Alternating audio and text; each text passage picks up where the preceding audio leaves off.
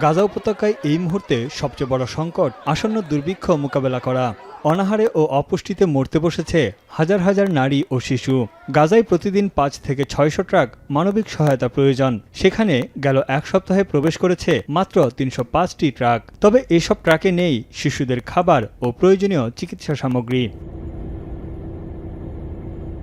Israeli বাহিনীর ক্রমাগত হামলায় গাজার 21 লাখ জনসংখ্যার বেশিরভাগই এখন দক্ষিণাঞ্চলীয় খান ইউনিস শহরের আশেপাশে আশ্রয় নিয়েছে। খাদ্য সংকটে তাদের বেঁচে থাকা এখন দায়ী। একটি ট্রাক প্রবেশের সঙ্গে সঙ্গেই হামলে পড়ছে সবাই।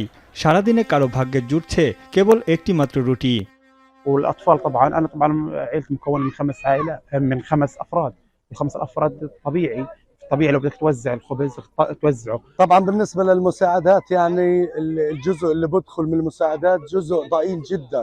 زياده دخول المساعدات الى قطاع غزه في الوقت القريب لأن المجاعه يعني متفشيه في قطاع غزه بشكل كبير جدا جدا. بدنا حمايه دوليه، بدنا حمايه عربيه، المهم نرفع حالنا من الظلم.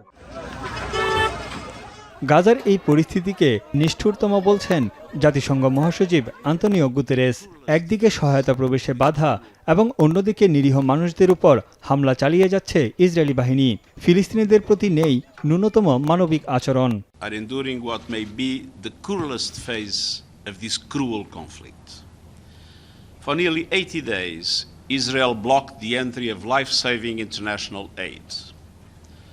As the world's leading hunger assessment found, the entire population of Gaza is facing the risk of famine.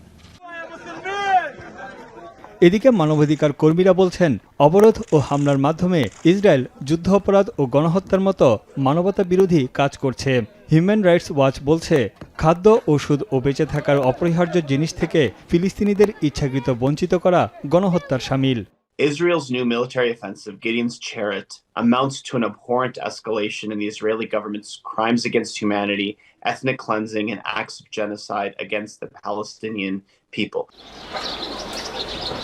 গাজায় মানবিক সহায়তার জন্য যুক্তরাষ্ট্রের পৃষ্ঠপোষকতায় 4টি বিতরণ কেন্দ্র চালু করার ঘোষণা দিয়েছে ইসরায়েল। তবে তা কিভাবে কাজ করবে বিস্তারিত কিছুই স্পষ্ট করেনি। জাতিসংঘ এরই মধ্যে জানিয়ে দিয়েছে ইসরায়েলিদের এই কার্যক্রমে অংশ নিচ্ছে না সংস্থাটি।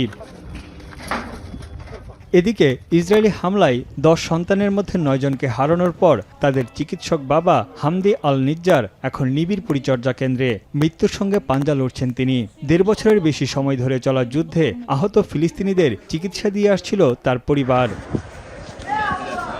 তানভীর জানি, এখন বিশ্ব। শাইনি চুলে এখন হবে সব হেয়ারস্টাইল। সিল্কোর দ্বিগুণ শাইনি চুল প্রতিদিন।